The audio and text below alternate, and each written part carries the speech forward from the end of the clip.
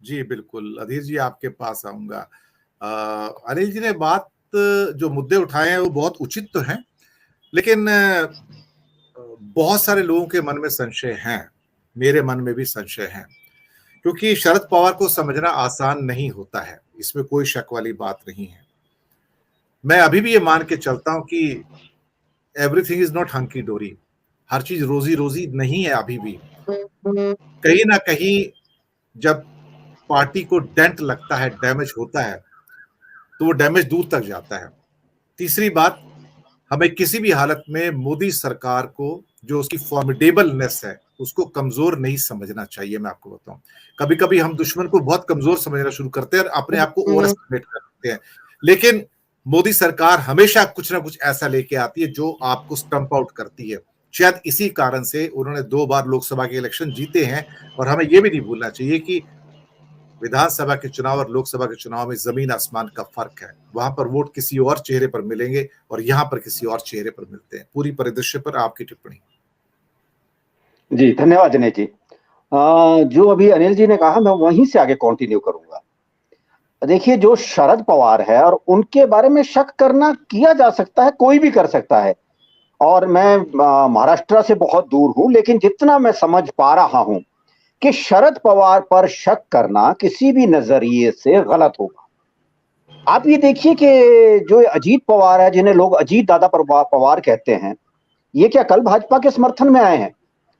ये तो पिछले 2019 से भाजपा के साथ थे। ये तो हमारी गलतफहमी थी कि अगर हम ये सोचें कि अपना अजीत पवार जो है, उन्होंने कल भारतीय जनता पार्टी को समर्थन दिया, वो तो भारतीय जनता पार्टी के ही है और उनका बस चले तो वो तो अभी मजबूरी है उनकी कि उन्हें एनसीपी का नाम इस्तेमाल करना है, अन्यथा वो तो भाजपा के में शामिल हो जाएंगे किसी भी दिन।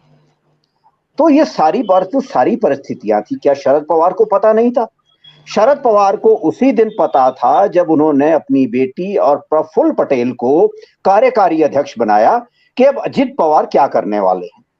ये उन्हें पहले से पता था और कोई इसमें छुपी बात नहीं थी और मीडिया में खुलेआम ये चीजें हम सबके सामने आ चुकी थी। अलग अलग मंचों से हमने ये बातें सुनी थी कि अजीत पवार अब कभी भी किसी भी समय भारतीय जनता पार्टी के खुलकर साथ आ सकते हैं, जबकि वो अंदर से पहले ही भारतीय जनता पार्टी के साथ थे, क्योंकि उनकी महत्वाकांक्षा इतनी ज्यादा थी जो हमने 2019 में एक सुबह देख भी ली थी। अब रही बात कि इससे आगे क्या होगा, तो जो आपने जिक्र किया कि बिहार में नीतीश या लालू को, तो वो तो दोनों ये जो गुजराती बंधु हैं, ये भूल जाएं, गलती से सोचे भी ना कि बिहार में ये कोई तोड़ फोड़ कर पाएंगे। और जैसा अनिल जी ने कहा कि अगर बिहार में कोई तोड़ फोड़ करने की कोशिश की, तो जिस बात का जिक्र अनिल जी ने अभी किया है कि वहां घरेलू एक जो राज्य के अंदर जो तनाव पैदा होगा, वो भारतीय जनता पार्टी के समर्थकों के लिए हिंदुस्तान में संभवतः पहली बार देखना पड़े। हम जो बिहार को अगर हम समझे कि असम है या महाराष्ट्र का ये एरिया जहां पर भारतीय जनता पार्टी या देवेंद्र फडणवीस, एक तो चीज देखिए दिनेश जी, मैं मानता हूं आप तो महाराष्ट्र में हैं, धनंजय भाई महाराष्ट्र में हैं, अनिल जी महाराष्ट्र में, गिरीश जी बिल्कुल साथ लगते प्रदेश में है। सिर्फ ईडी का डर ही यहाँ इस्तेमाल नहीं किया गया, यहाँ अरबों खरबों रुपया भी इस्तेमाल हुआ है और वो लगातार वो खरबों रुपया इस्तेमाल हो रहा है, क्योंकि जो फाइनेंशियल पाइपलाइन है विपक्ष की, वो काटने के लिए अमित शाह और नरेंद्र मोदी पूरी कोशिश कर रहे हैं कि महाराष्ट्र या मुंबई से जो फाइनेंशियल पाइपलाइन राजनीतिक दलों तक जाती है, जो मदद जाती है, उसको भी पूरी तरह से काटा जा सके।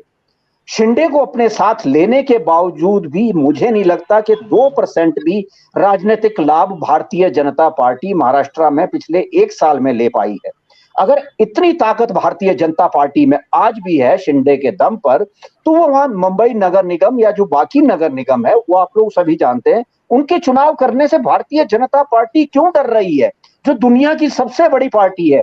और इनका जो मातृत्व संगठन है आरएसएस, जो एक बेशर्म ऑर्गेनाइजेशन है, बेहुदा ऑर्गेनाइजेशन है इस देश में, जिसके लिए पटेल ने ठीक किया था कि उन्होंने इसे बैन किया था। तो आरएसएस का मुख्यालय जिस नागपुर में है, जिस राज्य में आरएसएस का पूरा संगठन है, वहां भारतीय जनता पार्टी और ये दोनों गुजराती बंधु लोकल बॉडीज के चुनाव करने से क्यों डर रहे हैं? इन्हें पता है कि इन्हें वहां से कोई लाभ नहीं मिला अभी तक शिंदे को साथ लेकर। इन्हें अब था कि शिंदे को जो फायदा हमें नहीं मिला शिंदे के साथ होने से, उसकी भरपाई कहां से हो। अभी धनंजय भाई उसका जिक्र कर चुके, आप सभी ने जिक्र किया कि जो सर्वेज आए उसमें भी Bharatiya Janata party single digit में जा रही थी अभी तक लोकसभा के चुनाव में। तो वो फायदा लेने के लिए कि कहीं ना कहीं से अब इनको भी साथ ले लेते हैं। लेकिन आप सभी जानते हैं, आप महाराष्ट्र में है कि ये जो गठमंड अब इकट्ठी हो गई है, 40 उनके ले लिए आपने, 35-40 इनके ले आए। तो अगले साल जब, चलिए भाई लोकसभा चुनाव में भी देख लेंगे आपको, जब आप विधानसभा चुनाव में जाओगे ये तीन पार्टियां वो उनकी तो बात बाद में आएगी, लोकसभा में क्या होगा, कौन कितने टिकट देगा, लेकिन पहले अपना घर तो संभालें। अपना घर भी तो देखना पड़ा है इनका। कोई ये क्यों हम उनके दोस्त तो निकाल रहे हैं, मैं बात वो नहीं कर रहा हूं कि गोदी मीडिया क्या सोचता है, मैं तो ये कह रहा हूं कि अपने घर में तो सेंध लग गई है ना, उसका क्या करोगे, पहले अपना घर तो संभालो भाई दिनेश जी, आप भी जानते हैं, हम सभी जानते हैं, और हम सबसे ज्यादा तो शरद पवार इस बात को जानते थे 2019 से लेकर कि ये मेरा भतीजा मेरा नहीं रहा, ये भगवाधारी हो चुका है।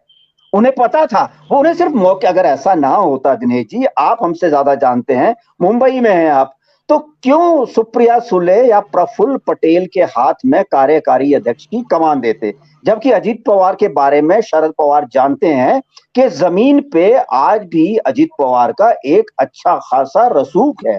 सुप्रिया फुले या प्रफुल्ल पटेल का उतना बड़ा रसूख नहीं है। प्रफुल्ल पटेल जो है वो फाइनेंशियल एक तरह से सारी जो दलाली करते थे वो करते आए हैं। वो तो शायद वहां के एक बीड़ी व्यापारी थे संभवतः, जो महाराष्ट्र में थे, उससे उन्होंने अपना कारोबार आगे बढ़ाया। तो एनसीपी के लिए वो तो फाइनेंस जुटाने वाले लोग थे। लेकिन फिर भी शरद पवार ने अजीत पवार की जगह सुप्रिया सुले और प्रफुल्ल पटेल को जो पार्टी के कार्यकारी अध्यक्ष बनाया, तो ये जानते समझते हुए कि मेरी पार्टी किसी भी समय टूट सकती है। जो बात जिक्र आप कर रहे हैं कि सेंध लग रही है, सेंध लगने में भी कौन सा मुश्किल है दिनेश जी। आने वाले दिनों में जो इस समय महाराष्ट्र में भारतीय जनता पार्टी के प्रेसिडेंट है पटोले साहब, वो भी तो, माफ कीजिए, कांग्रेस के प्रेसिडेंट है, वो भी तो भारतीय जनता पार्टी से आए हैं। और इस समय अगर महाराष्ट्र में देखें तो विपक्षी दलों में संभवतः कांग्रेस सबसे बड़ी पार्टी रह गई है, 46 एमएलए हैं। लेकिन वहां भी तो ईडी का डर है। जो पूर्व मुख्यमंत्री रहे हैं महाराष्ट्र के अशोक चव्हाण, उनके ऊपर ईडी का डर है। तो वो भी तो कभी भी जा सकते हैं आने वाले दिनों में। कई तरह की शंकाएं हम आज से जाहिर कर सकते हैं। लेकिन ले देकर अगर मोटे तौर पर देखें तो इससे भारतीय जनता पार्टी भले ही एक जो आर्टिफिशियल या बनावटी बाहर से चीजें कर ले या दिखे कि उसको फायदा हुआ है, लेकिन जमीन में महाराष्ट्र में अभी भी उसको एनसीपी के इन लोगों को साथ लाने के बावजूद मुझे नहीं लगता कि कोई फायदा हुआ होगा। बल्कि हाँ, इतना जरूर है, अगर शरद पवार दोबारा से वो समर्थन जुटा पाए जिस तरह पिछले एक साल में उद्धव ठाकरे और उनके बेटे ने जमीन पर घूमकर जुटाया है, और एक जो सहानुभूति की लहर जिसको कैश कर गई शिवसेना, उद्धव ठाकरे ग्रुप, क्या अगर शरद पवार इसको कैश कर जाते हैं तो दोबारा से ये बूमरैंग भारतीय जनता पार्टी के लिए होने वाला है। और रही बात बाकी राज्यों की, तो बाकी राज्यों में इतना जरूर है कि इस एक घटना के बाद अब अरविंद केजरीवाल और ममता बनर्जी को अपना ख्याल रखना जरूर पड़ेगा, क्योंकि उन्हें तोड़ना बड़ा आसान है। कि आप देखिए ना कि 44 में से 40 ले आए आप, यहां 46 में से 40 का दावा कर रहे हैं। तो अभी जो ममता बनर्जी के पास 200-210 है, आने वाले 1-1.5 साल में क्या पता दिनेश जी कि उनमें से भी आधे से ज्यादा भारतीय जनता पार्टी में शामिल हो जाए। केसेस तो वहां पर भी है, धन का उपयोग वहां भी किया जा सकता है। वही हाल केजरीवाल का है, 62 एमएलए दिल्ली में है, क्या पता कल को आने वाले दिनों में केजरीवाल की पार्टी ही खत्म हो जाए। तो ये जो डर है, अब ये जो महाराष्ट्र में घटना हुई है और लोकसभा चुनाव से पहले जो सारी चीजें होनी है, साम दाम दंड भेल जेल हर चीज होगी, तो उसमें विपक्षी पार्टियों को कमजोर करने के लिए ये घटनाएं हमें देखने को मिल सकती हैं। और इसका सबसे ज्यादा खतरा अरविंद केजरीवाल, ममता बनर्जी को भी होना चाहिए, और उन्हें समझना चाहिए कि विपक्षी एकता की जो एक मजबूत कोशिश पटना से हुई है उसे और मजबूत करे।